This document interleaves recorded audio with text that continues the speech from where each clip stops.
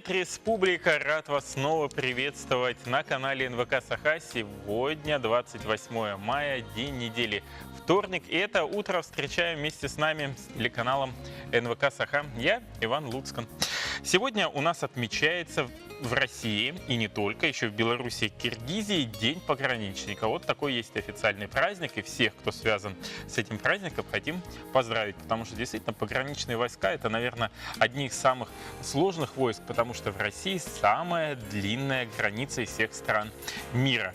В этот день, 28 мая, еще свой профессиональный праздник отмечают оптимизаторы Рунета. Правда, праздник пока не имеет официального статуса, но те люди, которые связаны с этим всем делом, они его отмечают. Еще интересный сегодня день – это день брюнеток. Он тоже отмечается сегодня, 28 мая, так что все темноволосые женщины, вас с праздником. Ну а теперь немножко в историю. В 1742 году в Лондоне был сооружен первый крытый плавательный бассейн. Вот видите, 250 почти лет назад. А в 1812 году Михаил Кутузов заключил Бухарестский мир с турками, по которому Россия получила часть территории Бессарабии, устья Дуная, а также освободила южные войска для предстоящей кампании против Наполеона. Так закончилась русско-турецкая война, которая длилась тогда 6 лет. А вот еще интересная одна новость, которая меня лично заинтересовала. В 1999 году, после 15 лет спора, вот представьте, 15 лет надо было спорить и обсуждать, чтобы принять одно единственное решение, но это не у нас в России, а в Канаде. Там именно в этот год был принят закон, по которому возраст наступления уголовной ответственности для подростков был снижен с 16 до 14 лет. Вот весьма такой интересный факт. Что касается погоды, то мы сейчас узнаем о ее прогнозе, но для начала народная примета. Если на сегодняшний день будет тепло, то все лето будет теплое. Теперь погода.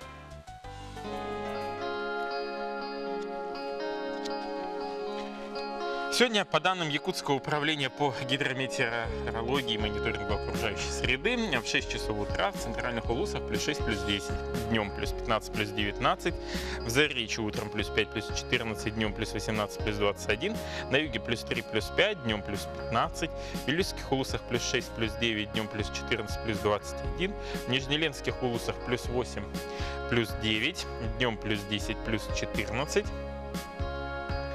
На западе республики в 6 утра было плюс 6, плюс 10, днем плюс 7, плюс 22. В Колымо-Идзигирских улусах 0, плюс 7, днем плюс 1, плюс 17. В Янских плюс 1, плюс 6, а днем плюс 6, плюс 19. На северо-западе минус 3, плюс 8, днем будет 0, плюс 13. В Якутске в 6 утра температура воздуха была плюс 11 градусов, атмосферное давление 750 миллиметров ртутного столба. Ветер дуть сегодня будет в течение дня западный, скорость будет 4-9 метров в секунду. Днем ожидается плюс 18, плюс 20 градусов. И все-таки кратковременный дождь тоже не пройдет мимо столицы республики.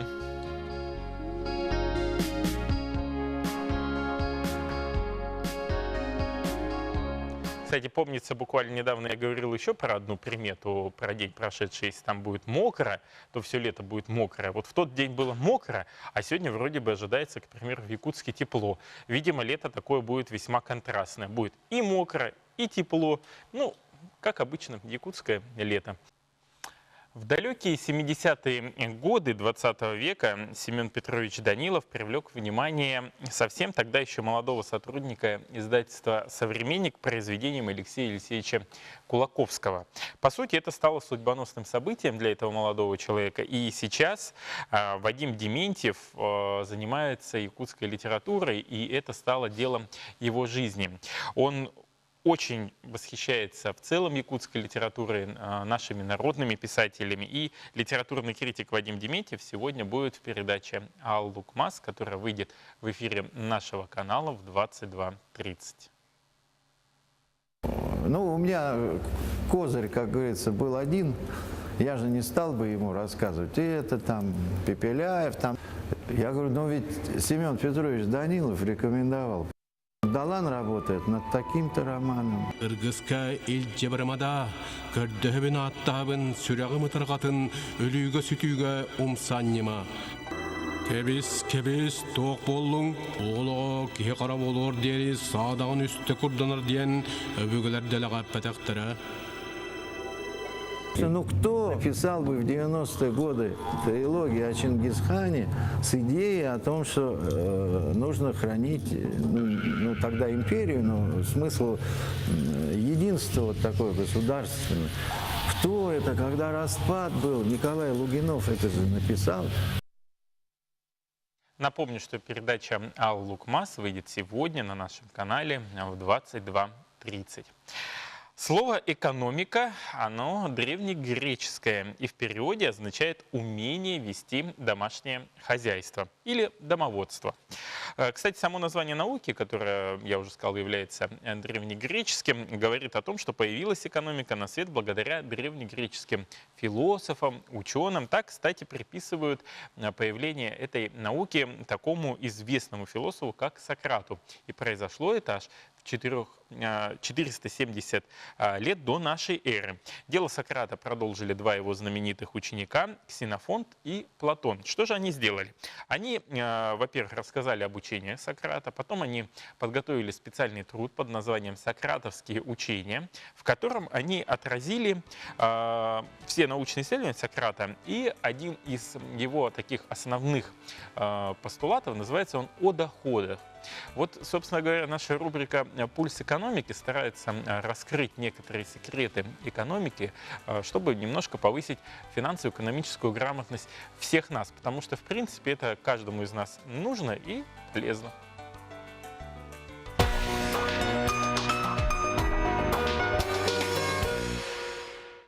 Одним из ключевых приоритетов республики – это развитие и совершенствование инвестиционного климата, формирование благоприятной предпринимательской среды. Сегодня мы говорим о бизнес-климате в республике с членом Якутского регионального отделения «Опора России» Сарданой Павловой. В последнее время появилось внимание к проблемам бизнеса.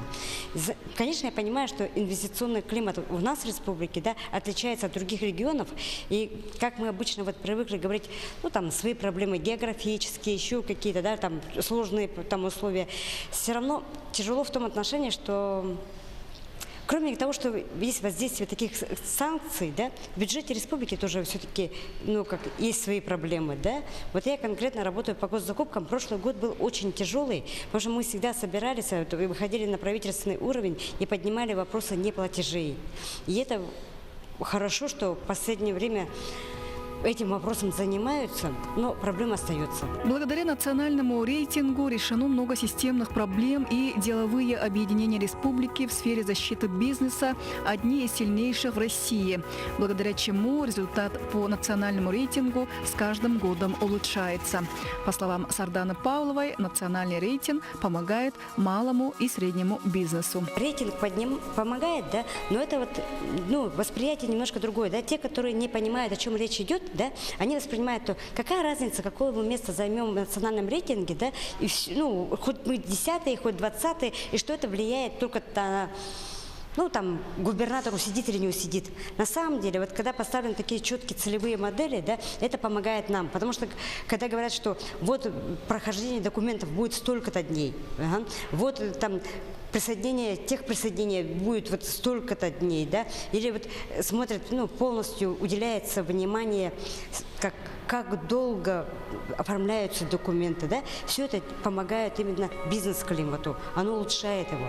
Проанализировав результаты по итогам рейтинга с учетом рекомендаций Агентства стратегических инициатив, был разработан проект «План быстрых побед на первое полугодие 2019 года».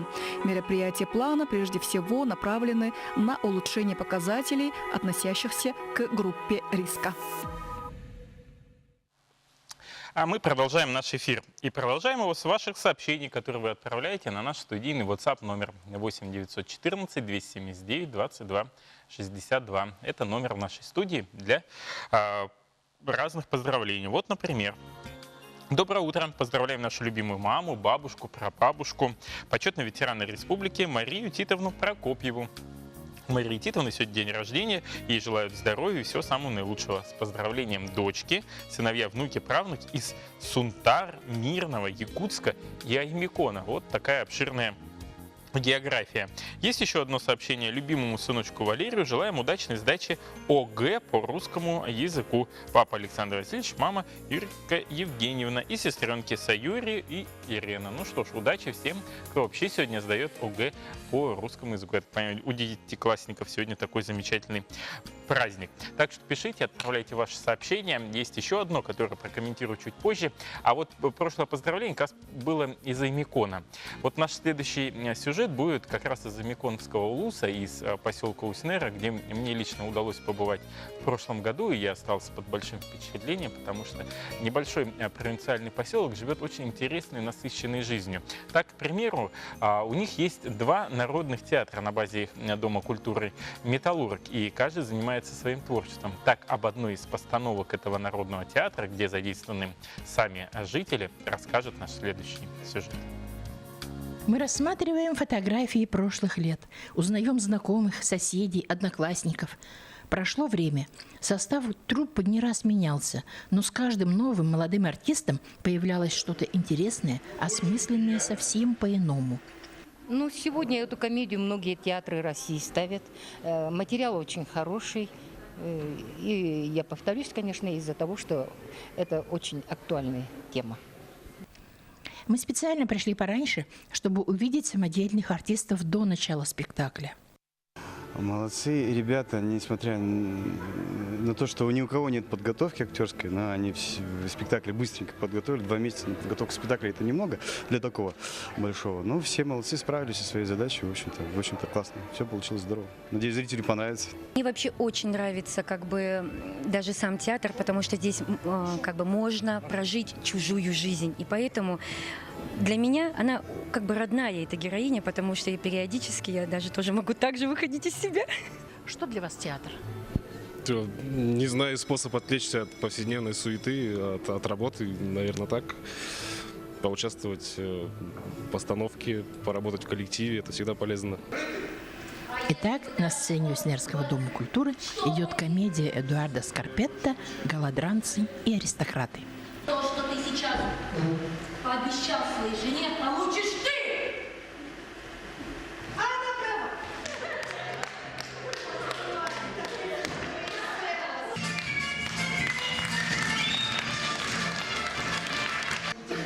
Несите мороженое.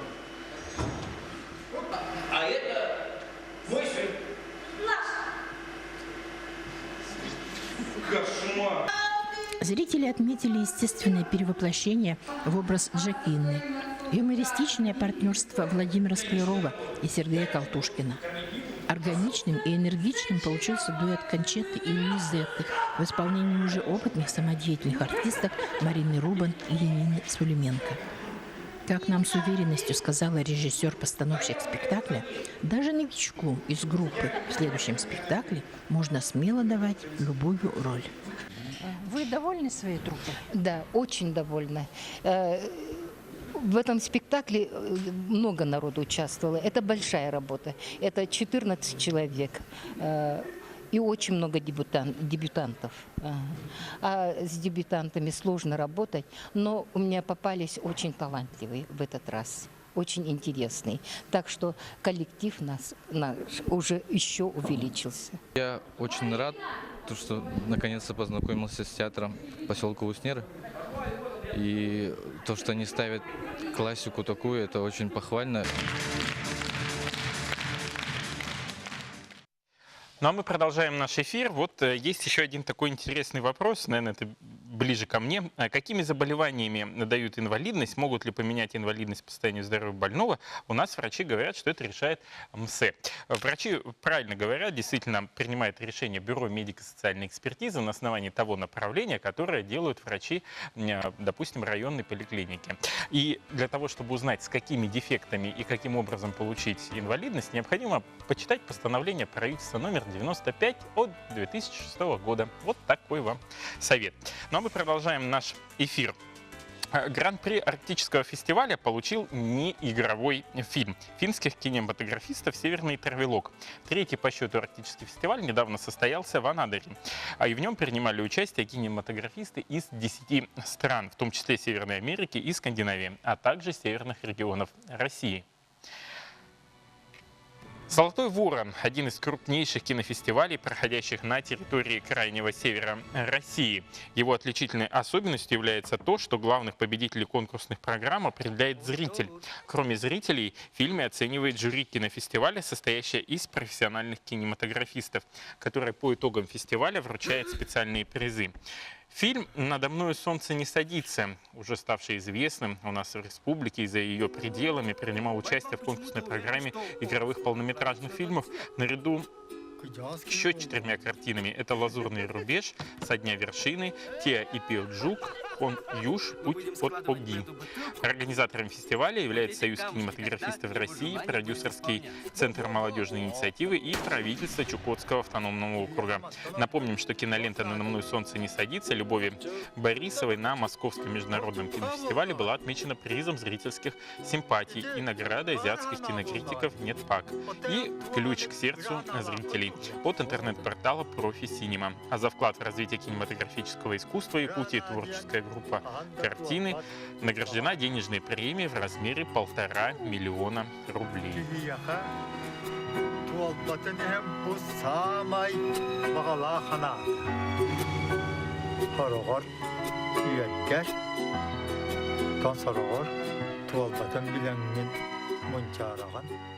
Доброе утро, мы продолжаем наш эфир. У нас сегодня в студии гости с Дворца детского творчества и технопарка «Аквантуриум». Это Диана Махначевская, начальник лагеря «Фантазия» Дворца детского творчества. Доброе утро. Доброе утро. И Светлана Дичковская, руководитель детского технопарка «Аквантуриум». Доброе утро. Доброе утро. Ну, наверное, первый вопрос будет связан с лагерем, потому что сейчас родители, наверное, озабочены очень сильно тем, куда отдать своего ребенка. Какие программы предлагает Дворец детского творчества? Доброе утро еще раз, Иван. Доброе утро, вся республика. Дворец детского творчества начал свою летнюю кампанию. С 1 апреля мы начали принимать документы в оздоровительный лагерь дневного пребывания «Фантазия».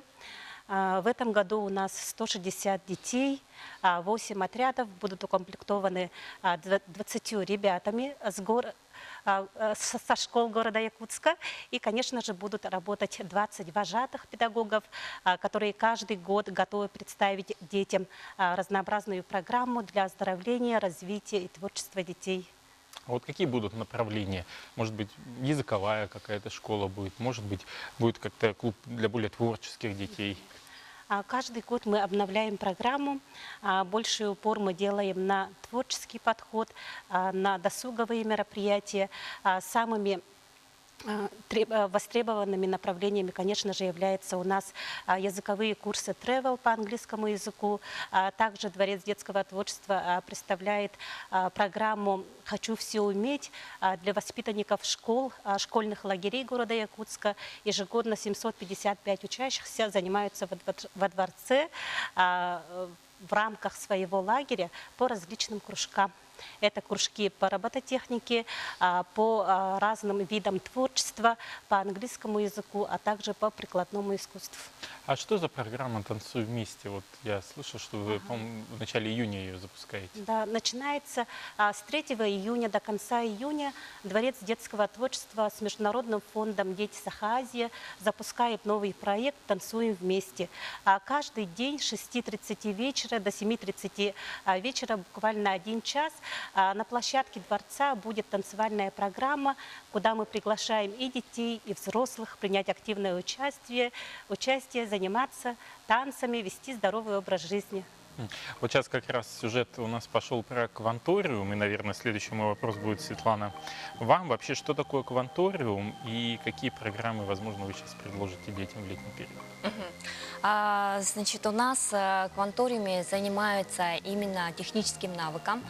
Вот на прошлой неделе буквально прошла защита проектов, конкурс проектов с привлечением наших партнеров. Это компания Синет, компания Майтона, Водоканал, Якутэнерго, Технопарк Якутия, они у нас судили, давали критические оценки нашим проектам. То есть идея этого конкурса является именно дать свободу команде, им принимать самостоятельные решения и нести ответственность за это решение. То есть за 2 месяца буквально они спроектировали такие разработки, как автономные устройства в очистке водоемов, такие роботы-уборщики для помещений, нейроманипулятор, VR-приложение для обзора профессий. То есть именно мы даем такие навыки, которые будут востребованы в ближайшем будущем на технологическом рынке. И поэтому такая же система будет у нас работать и на инженерных каникулах. Если мы касаемся темы инженерных каникул, летних площадок, то Кванториум тоже представляет свою площадку. Инженерные каникулы с 3 июня начнется, и там дети, они пройдут образовательные треки. Помимо инженерных каникул на площадке Дворца детства еще будет запущен новый образовательный проект «Дипломатическая школа». Целью этой школы является формирование активной гражданской позиции и привлечение внимания к изучению внутренней и внешней политики Российской Федерации, международных отношений. В рамках школы будут изучены иностранные языки, английский язык, китайский язык, будут изучены вопросы международных отношений, аспекты дипломатии, но будет очень интересно. Также на площадке дворца будет еще и работать математическая школа под руководством профессора, доктора физико-математических наук Попова Сергея Вячеславовича. Дети будут решать с 6 класса, будут решать олимпиадные задачи. Вот как раз вы затронули возраст, да? Да. 6 класса. А вообще вот Кванториум, дети с какого возраста могут? Дети у нас занимаются возраст с 5 класса. С 5 класса по 11 классы. То есть те дети, которые уже умеют работать в команде, то есть те дети, которые уже могут презентовать свои разработки. А вот есть ли шанс сейчас попасть в одну из этих программ, или уже, в принципе, набор закончен, или где-то еще места остались? Да, у нас будет набор запущен, то есть с августа месяца. Сейчас мы формируем группы, уже учебный год закончился, и формируем сейчас группы. Будут места во все направления. Можно будет записаться в августе месяце и подойти уже с документами. С сентября уже начнется учебный процесс. А на летней площадке? На летней площадке у нас первая смена закончилась, то есть набор закончился, и во вторую смену мы принимаем заявки. Вот сразу, наверное, по документам, которые во Дворец детского творчества Кванториум, где перечень документов можно посмотреть и куда можно обратиться? Основной перечень документов по всем лагерям на сайте Управления образования, а также я могу перечислить, это, конечно же, копии всех документов, копия свидетельства о рождении, копия паспорта родителя, копия СНИЛС и ребенка, и родителя, справка с паспортного стола, справка о состоянии здоровья ребенка, так как дети еще посещают бассейн, эти справки обязательно требуются. Ну, значит, есть возможность еще и обратиться напрямую, я так понимаю, во Дворец детского творчества, конечно. Да? И все документы там сдать. Спасибо большое за то, что подошли к нам в студию. Хочется пожелать, чтобы летняя программа прошла интересно, насыщенно, чтобы дети были радостны и получили новые знания как и в робототехнике, и в инженерии, так и в целом в английском языке и в тех направлениях, которые готовит Дворец детского творчества. Сейчас мы прервемся на короткую рекламную паузу. Не переключайтесь, оставайтесь вместе с нами, и далее мы продолжим.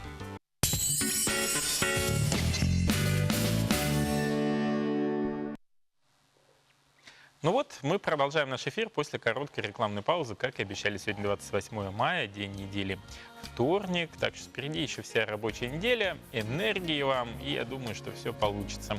Ну а сейчас поговорим о погоде, которая ожидается сегодня в районах республики и в Якутске.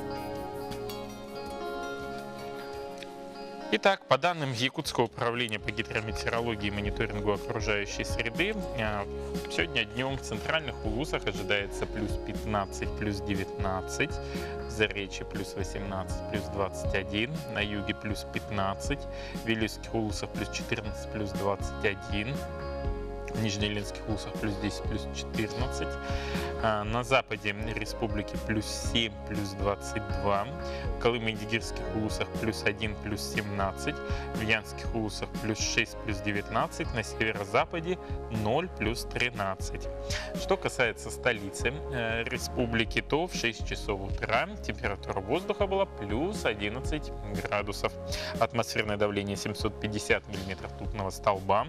Ветер дуть сегодня будет западного направления, скорость его будет от 4 до 9 метров в секунду. Днем ожидается плюс 18, плюс 20.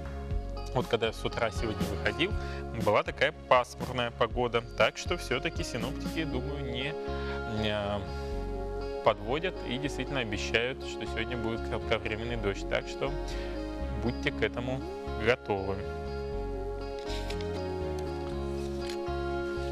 А мы продолжаем наш эфир. Много очень информации сейчас идет везде в социальных сетях, от волонтеров, от органов государственной власти.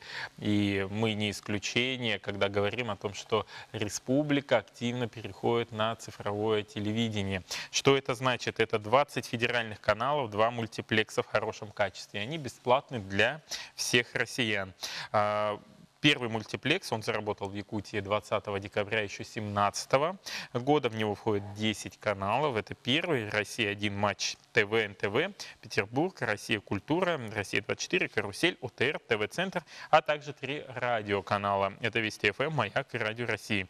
Второй мультиплекс, еще 10 каналов. Это СТС, ТНТ, РНТВ, Пятница, Спас, Домашний, Звезда, ТВ-3, Мир ТВ, Муз-ТВ. В Якутии как раз подключение идет сейчас. По данным Министерства инноваций, эти 10 каналов будут доступны для жителей республики в бесплатной цифре к концу года. Цифровое телевидение сейчас доступно в 390 населенных пунктах Якутии, 95% населения республики. Так что будьте готовы, что 3 июня республика перейдет на цифровое вещание полностью. Подробности в следующем сюжете. Уже в 211 населенных пунктах существует цифровое телевидение. То есть 20 каналов по воздуху, скажем, да, по антенне можно смотреть любимые каналы, 20 каналов. Те люди, у которых есть спутниковое телевидение и у которых есть цифровое кабельное телевидение, IPTV, они не должны беспокоиться, потому что они уже и так смотрят более сотни каналов, в том числе 20 каналов бесплатно. Если у населения телевизор старше, скажем, 2012 года, они должны приобрести такую маленькую установку-приставку. Она как 2 спичечных коровка или 3 спичечных коровка. Подключение его очень простое. Надо будет подключить, или позвать, скажем, старшеклассника, молодого человека. Как магнитофон включается, вот эта приставка так и включается. При этом антенна включается в эту самую приставку. Приставки у нас продаются во всех почтовых отделениях и в магазинах, где обычно продаются бытовая техника, где телевизоры и так далее продаются. Цены разные, колеблются от 1000 рублей и 1,5 и так далее. Они все одинаковые почти, ничего тут особенного нет. Но главное, конечно, это антенна. Антенна у нас уже другие, они ловят так называемые дециметровые антенны. Если спросите, у меня антенна для цифрового телевидения, скажут, что да, вот такая антенна подходит. Они немножко другие, но при этом, когда будет настраивать телевизор, необходимо все-таки учитывать, что оно не обычное аналоговое телевидение, то есть надо подвигать антенну, да, они могут ловить совсем по-другому и так далее. Тут необходима антенна и вот эта самая приставка. И в эту приставку включить антенну. И при этом выход из этой приставки, как обычный видеомагнитофон, включается в тюльпан. Есть категория населенных пунктов, которые не попали в перечень цифровых телевизионных наследников. Этим людям необходимо, во-первых, проверить свое спутниковое оборудование. Они, если подключены к Орион Экспресс, телекарта так называемая, они должны уже перейти на бесплатный просмотр более 40 каналов. В том числе туда входят и НВК Саха, и Якутия-24. А у кого нет таких спутниковых приемных антенн, они по льготной цене договариваются или с телекартой, там где 40 каналов, или с НТВ+. Это 21 канал, в том числе НВК Саха. Вот эти населенные пункты мы по договоренности с Министерством связи в прошлом году заключил договор с этими операторами спутниковой связи. Они предоставляют льготную цену для этих населенных пунктов. Надо показать паспорт и уже купить это оборудование по льготной цене. Сейчас правительство разрабатывает проект документа, согласно которому будет проводиться компенсация для малоимущих, именно которые приобрели спутниковое оборудование. Такой переход у нас будет 3 июня. Более 500 волонтеров сейчас работают, к ним тоже можно обратиться. Они могут подключить вот к цифровому телевидению, если нет возможности подключить, научиться к этому. Если возникают вопросы, то можно обратиться в наш колл-центр, это мы специально открыли этот колл-центр, по номеру 8 800 350 14 14. Еще раз доброе утро. Мы продолжаем наш эфир. У нас в студии гости, призеры национального 7-го чемпионата «Молодые профессионалы» WorldSkills. Это Кирилл Васильев. Доброе утро, Кирилл. Здравствуйте. И Инга Лукина, тоже бронзовый призер 7-го национального чемпионата. Доброе утро, Инга. Вы представляли разные специальности. Кирилл, у тебя звукорежиссер, а у Инги эстетическая косметология. Какие впечатления, в первую очередь, от участия в финале? Очень хорошее впечатление. Очень много опыта получил. Познакомился с новыми людьми с разных регионов. Что ты представлял там вот, в своем направлении в звукорежиссуре? В звукорежиссуре у нас было 3 модуля. Первый — это сведение многоканального мультитрека. То есть нам дается отдельные звуковые дорожки, типа записанные в студии или с концертов. Ну, в моем случае была студийная запись. И мы типа загружаем все в проект и выводим типа готовые песни. Во втором модуле у нас была озвучка игрового фильма продолжительностью 5 минут и без аудио, короче. И нам дается библиотека шумовая. Мы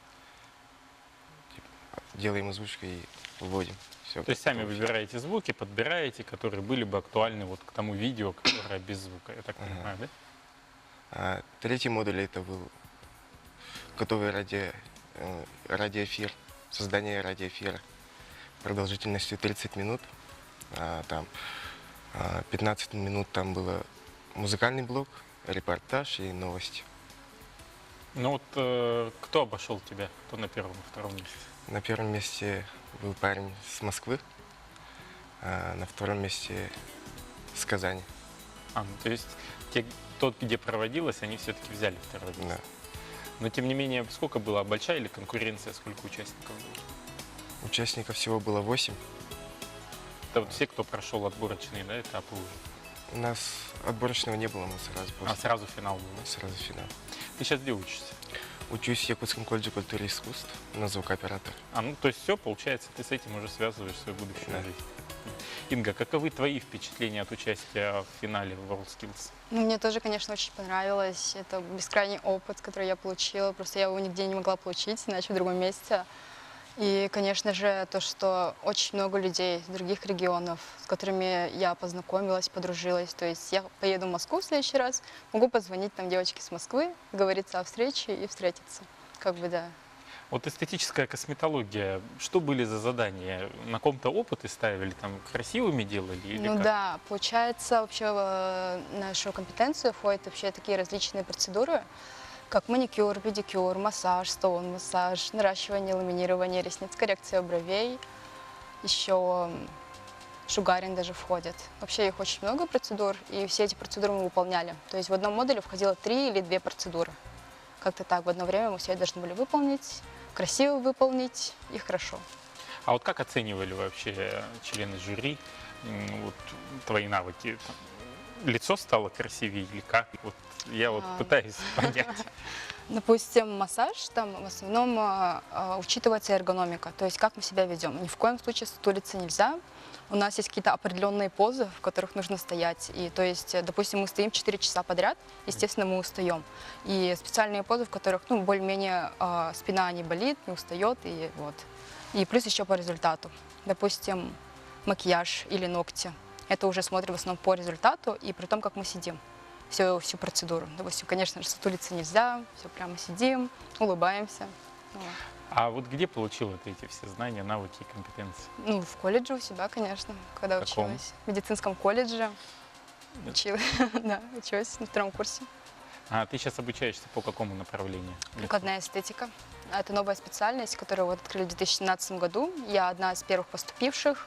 У нас всего вот 10 студентов, и все. Вот видите, какой результат. Да. Первая поступившая и уже получает 3-е место на финале этапа. Мне хочется, ребят, вам пожелать удачи, чтобы вот эти компетенции, которые вы получили там во время общения с финалистами и когда вы участвовали непосредственно в финале, помогли вам в жизни, чтобы тот путь, который вы выбрали, он для вас был самым главным по жизни. Удачи на этом пути. Ну а сейчас мы прервемся на короткую рекламу. Оставайтесь вместе с нами. После этой рекламной паузы к вам присоединится мой коллега Петр Кулаковский, который продолжит эфир. Я же с вами прощаюсь. Всем желаю отличного вторника, заряда энергии. Пусть у вас все будет хорошо и отличного настроения. Оставайтесь с новым днем на телеканале НВК Саха. Пока.